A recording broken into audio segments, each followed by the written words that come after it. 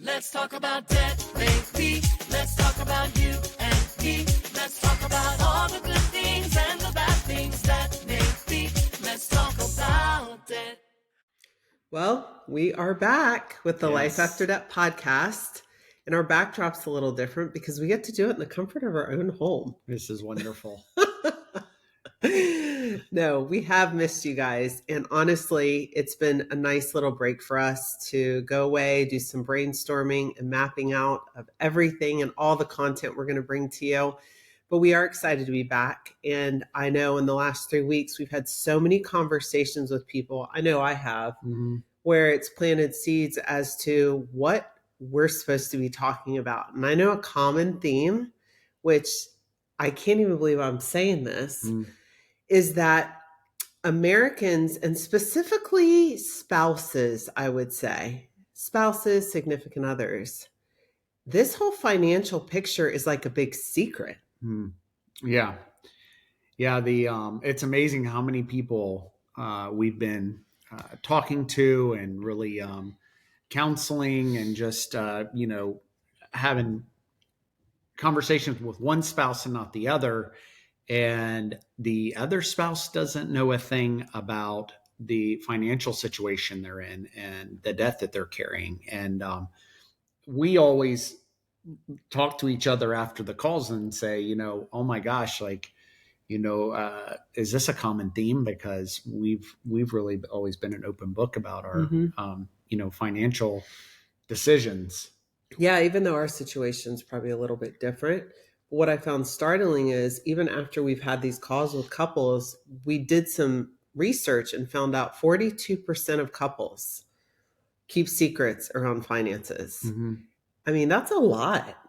Yeah, I remember we had a call last week just as an anecdote where the gentleman called in and he told us, and then he was having a conversation about the day. He's like, hold on, I can't talk right now. Hold on. And he's like, can you wait a minute? And then comes back on the line and says, my wife doesn't know about any of these credit cards. And he's like, so I can't get any mail to the house. I can't have any calls to the house. I can't get any emails. Like, this just has to be total clandestine solution here for the debt. And we're like, how are we supposed to function around, that situation? I know you had another one. Yeah, and even with that situation with the guy, you could hear the stress of the secret, not the debt, the secret, the weight of that he carried. It overpowered what the debt was. And so, and I've talked to several women who have gotten married and they did not disclose to their spouses prior to getting married that they had debt. So I just felt like this would be a great topic for us to touch on, because I know talking about money is not easy for any couple to do. And even in our situation, we've kind of had a unique dynamic because we both were owners in a business separately. So while we had our funds, commingled, we also had funds to where we really didn't have to discuss what we spent to each other. Which we kind of had an unspoken... Which wasn't really such a good idea. Yeah. I mean, we've been through lots of iterations of personal finance where everything was joint. And then we've had some things where I had my side of the ledger and Amber had her side of the ledger. And, I think we've come full circle to where I think the healthiest, in my personal opinion, the healthiest household, is a shared blessing and a shared burden, because from time to time there's financial burdens and then there's financial blessings, and it's good for both to know everything that's going on. And that's, to me, the healthiest scenario. But it is shocking. A lot of the people we've talked to, how many people bring debt into the relationship and don't disclose it in a new relationship. And, Amber and I have always said, I mean, what a cornerstone to establish your marriage on secrets and shame and guilt, because we don't hear a lot of people laughing about it. It's not like they think it's funny. No, it's almost a fear. It's an underlying fear that I've got to deal with this before he finds out or before she finds out, or it's this fear that they're going to get left, or if they knew, they wouldn't have married me. Right. I think that's where it lives. But I actually think it's a lie. It is a lie. Yeah. I mean, it is a lie, and it's intended to divide. And, we know that the majority of marriages that end in divorce because of financial problems and financial stress and strain. And, for this to be the starting point of a relationship is just, it's not the way it's supposed to be. So I think it's fascinating how you have counseled a couple of our clients on what's your guidance. What was your guidance around this when you've talked to a woman that just got married? And tell the story of one of the first ones. So when I first started doing this, I never even imagined I'd get a call like this, that a woman's like, listen, I've just been married. My spouse has no idea I have this debt, but I really would love for you to help me deal with it, get me out of it. And I just listened to her, but I stopped her and I said, ma'am, I'm happy to help you. And I would love to see you exit this and flip your script. But what I would love even more is to save your marriage before you lose it. And so I think she was startled by that. But what I meant was, if this is how you go into a marriage and start it, the debt's the least of your worries, right? Because the whole foundation of your marriage is based on what I call a dirty little secret. It's like that underlying thing, which we know what those do. They fester and they grow. And if it's just a matter of time. And so I said, first tell your spouse. And then when you tell your spouse, call me back and I'm happy to help you with the debt. And I think it's because our hearts are more about helping the overall family unit and the relationship than it is to take care of the finances. Yeah, that's good. So one of the things I looked up, because I was even curious after a few of these calls, is why do people do this? And the research shows that 37% of individuals do this because they want to feel financially independent. And I think it's more of, and I can speak for my own self, because when I met you, I had my own home and I was late on my mortgage. Do you remember this? And literally I met and I was like, I have to close this deal because I'm like a month behind on my mortgage. If I don't close this deal, I don't even know I'm going to mortgage refinance probably. Right. Like I was freaking out but that's just the way I lived. I was a single mom. And so I met you and then it was just like, well, no, let's just get it paid. And it's like, no. I got to be independent here. I got to take care of this myself. This is my house, my responsibility. And it was almost like you extended this olive branch of like, no, I mean, I can totally help you. And I think that's the thing. Like if 37% of Americans crave this independence, it's almost to a fault. They don't want to ask for help or share when they actually would need something, even though their partner or significant other would help. It's more of like this ego, right? Which no surprise. That and I think another side of it too, and I think this will speak to some people that are going to be listening that are in this situation, and so we're not making light of it at all, and we know this is real, and this is a heavy burden that you're carrying, and I think a big part of it is embarrassment too. I think a big part of it is just embarrassment for one side of the relationship, that they felt like, how did I get here? I shouldn't be in this situation. And, the problem with secrets is that they corrode. They're like a rust, in whatever relationship they're in. It's a rust. It literally starts to corrode. And the problem is then we can start believing lies like, well, you're already keeping that secret, so what's another secret? So now the next thing comes along, the next temptation, the next whatever. And when you're already living under the banner of a secret or a half truth, then the next secret is just that much easier to take the bait on. And I think that's like one of the biggest risks of keeping secrets in the ether of a relationship. So, yeah, it's real. And we do encourage our folks we're talking to, like, hey, this head of the snake needs to be cut off like immediately. And, in order to really kind of clean up this space so we can move forward. And it's referred to as financial infidelity. That's what they actually refer to it too. It's no different. And so, once you do it once, it gets easier and easier. So, yeah, it's a common theme. But the other piece of the puzzle is too, and the other thing I want to touch on is that there are a lot of relationships out there, men and women, where the man is the breadwinner and the wife pays the bills.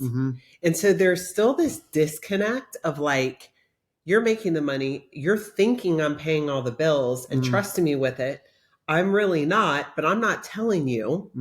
And so here I am. I have $90,000 in credit card debt. You don't know about it. And you're thinking I was paying the bills. Thinking everything's paid and on time. And yeah, that's actually a good point. I am kind of surprised sometimes of how many men really don't have a clue what's going on with the bill side of the equation. And I can see why. I mean, someone that's grinding and, putting 40, 50, 60 hours a week in, and it's like, look, you just pay the bills. Like, I don't even want to hear about it. And, I can understand that kind of little bit of an ostrich perspective on the bills. Like, I want to make the money. I don't want to deal with all the noise. But, there's got to be a better way than just 100% disconnected. Any corporation that's healthy has quarterly meetings. And, in order for the board of directors to sit down and dig through the financials, see what's going on, making sure we're on track, what areas look like they could be trouble, let's bubble those up. And why shouldn't a household be the same, and it needs to be something you can make fun, because otherwise this quarterly meeting can turn into a quarterly World War III. So I think that being able to sit down and say, okay, no matter what happens, we're on the same team.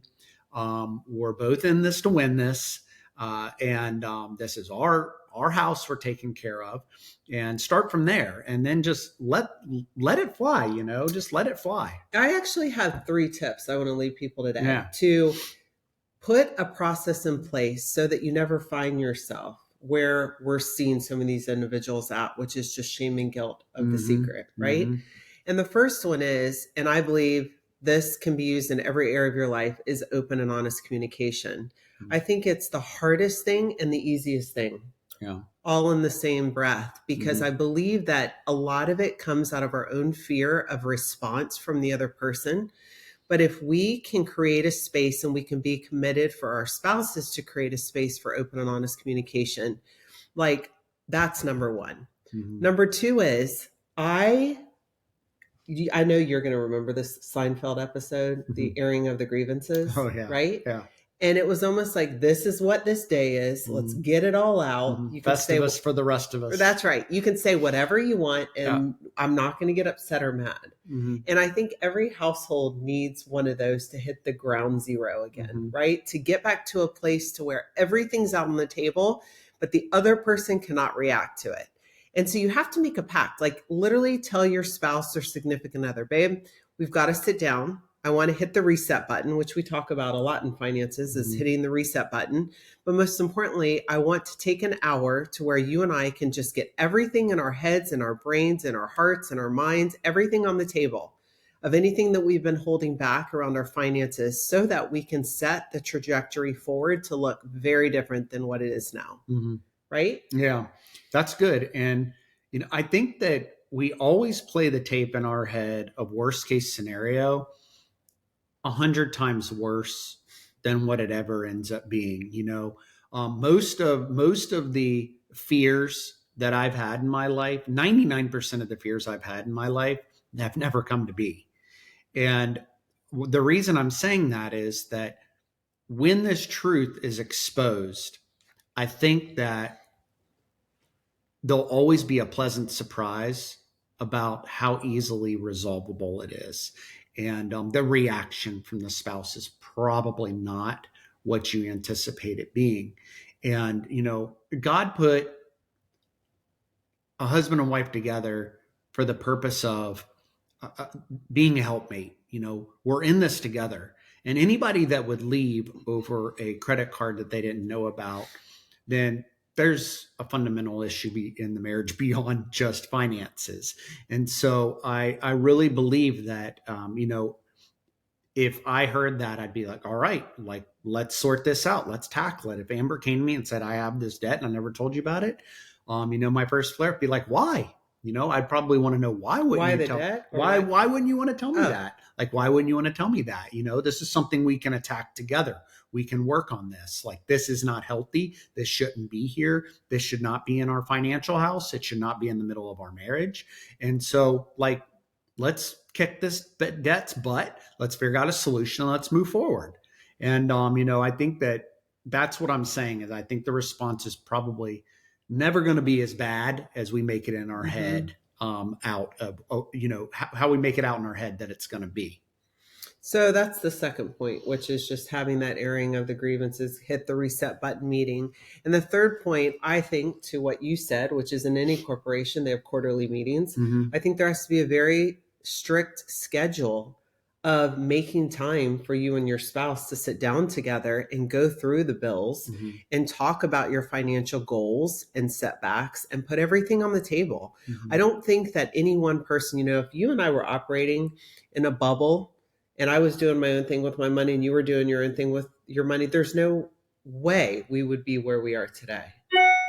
No, I mean, there has to be collaboration, because the objectives have to be in alignment. What are our financial goals? What are we trying to do? How much debt should we be carrying? What kind of debt should we be carrying? I don't want to make all those decisions on my own. Amber doesn't want to make all those decisions on her own.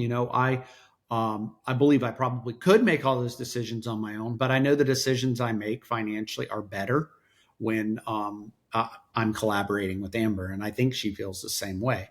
When we're in a spirit of collaboration, we're better. And we've done it the other way where we kind of operate like two separate entities. And it's really unhealthy. It's not the way it's supposed to be. And, it had some benefits, but the amount of negatives that were associated with it far outweighed any benefits associated with kind of having our separate financial houses. So we've been there, done that. And a lot of things we share on this show, we're not saying you shouldn't do that. We're saying, hey, we've tried a lot of these things. We've tried a lot of different iterations of what finances look like, and we've been down a lot of roads. So our goal is that we're always speaking from a place of experience, right? Wrapped in a spiritual wrapper of like, hey, this is what happened to us.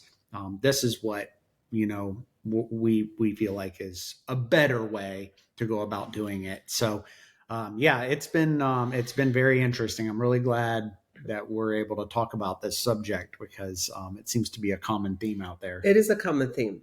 And, I'm so glad that we've hopefully given some tools for other people to take in their home and have these conversations, because I'm telling you guys, after you have the conversation, it's going to open up this whole new world. Then you can call us. We'll help you with your debt. Yeah. We'll help get you on the right path. But that first conversation that you can sit down with your spouse and just basically vomit all the stuff that you've been keeping a secret, it's the most freeing moment of your life. Yeah. I mean, to be in financial distress is already a form of slavery, financial shackles. And to have this layered on top of it is just another form of mental slavery. So, we encourage you. We want to be chain breakers. And the reality is that we are encouraging you. Break the chains of secrecy. cast off the spirit of secrecy. It has no place in your home. It has no place in the middle of your marriage. It has no place in the middle of your family. It doesn't belong there. And we bind it and we cast it out. And you have the authority over that. So that's the great news. We have the authority over, breaking those chains. So that's the encouragement today. Is that's really the first step, because once the chains are broke, now you can come into a collaboration and alignment about what's our next step forward, so we can get our financial. So we can flip our script. Yeah, flip the script. Now that we've laid that out, I want to tell you what I think is the biggest driver of that behavior. What do you think? Of what behavior? Of just keeping secrets around money. I mean, it's fear. Yeah, it's fear, but I think it's fear more of like, if it's easier to ask for forgiveness than it is for permission, kind of thing. We've seen that with couples that we know and individuals. And I know sometimes even in my own household, like it's almost this fear of spending the money if you're not the maker of it, right? Or if you're given an allowance, which I hate that word. Yeah, I mean, it's just sometimes things happen and just spirals out of control, and it happens faster than people think it's going to happen. Little extra spending here and there that maybe I didn't tell hubby about, or maybe I didn't tell wifey about. And next thing I know, got in a little too deep and I wasn't able to pay this bill, or now I'm missing on this bill. And it's just like quicksand, and I think most of the time it is truly an innocent mistake. Maybe we don't realize how quickly things can spiral out of control, so the question for me isn't so much how we got here. That's less important. My Uncle Harold used to say to me all the time, it's not so important what you do. What's most important is what you do next. And, I think it's apropos here. It's not so important how we got here, although it is important to know how, so we don't repeat it. It's most important though, what you do next. What's the next step beyond the fear, beyond the, shame and guilt. And then once they have those conversations, they'll be able to map out for future planning and setting aside how much spendable money there is. Doing budgeting. Right. No, I don't really like that word budget. If you could use something else. Yeah. But well, whatever. You can create your own boundaries in those meetings too. So that way there is no, this is your allowance for the month. Like I just think there's such better terminology for a spouse than that. And so I think that if you can sit down and agree and be open and have open and honest communication about the finances, clean everything up in the airing of the grievances conversation, then at that point, I think you're both going to feel a little more trusting of the other person in relations to your money. Yeah. You agree? Yeah, I agree. All right. So do you have any secrets that you want to tell me of what you've spent things on? No, I am shopping for a boat though, but I think you've caught me doing that a couple of times. But shopping isn't buying, so I'm being patient. I'm without a boat for the first time in 20 years. You're kind of dropping hints though. Well, I'm getting a little. Because you're showing me pictures. Yeah, I'm getting a little. I'm feeling a little disconnected from the water, and like I said, I haven't not had a boat for about 20 years, and it's getting tough. So I have been looking. We all know what BOAT stands for. Yeah, break out another 1,000. Yes, they're worth it sometimes. Yeah, well, they're worth it when you're out there on the sandbar and you're enjoying the sun, the Sunday fun day. It's worth it then. Yeah. So, well, I know that this will go a long way in some families somewhere. And I know with all the conversations that we have, I hope that some of the listeners just take heed because it will. We care more about your relationships than we do your finances, if we're being honest. And we know this is one of the most crippling things that costs so many individuals, not financially, but relationally. So look at your financial situation. And if you are the one paying the bills as the wife and your husband has no idea, or you feel like, and I hear this a lot, I'm in over my head, sit down and talk about it. Or call us with your spouse. Book a clarity call. Yeah, book a clarity call for the two of you to come on there together. We are certainly happy to speak to the two of you and help to give you some direction around how to move forward so you don't repeat the cycle. But it's so important in this day and age. The enemy wants nothing more than to continue to separate, still kill, and destroy. And so your finances are probably one of the biggest areas that he can succeed in that if you let him in. Yeah. And men, if you're the one paying the bills, and you're the one handling the books, and you have things you haven't told your wife, man up and do what has to be done. That's what it's about, and you're the head of the household. And I can promise you that it won't be as bad as you think it'll be. A man and a woman, a husband and a wife coming into union together on any subject or any challenge is a very powerful force. I mean, a very powerful force to be reckoned with. And when we're not in alignment, the division is a very powerful force to be able to cripple us from the inside. So a house divided on itself cannot stand. So this is a form of division, and so we have to eradicate it. And you can do it. I have faith. Well, I think that we have come to the end of another episode. It is nice to be back, and thanks for coming on again today with me. I love it.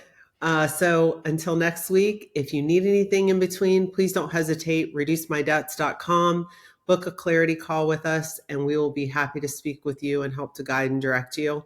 Right now, our country is in more debt than I could even speak of. Yeah. So you're not alone. Like, this is a common theme. So do not hesitate and reach out and ask for help. It's the hardest part, but it's the biggest part. So you can do it. All right. See ya.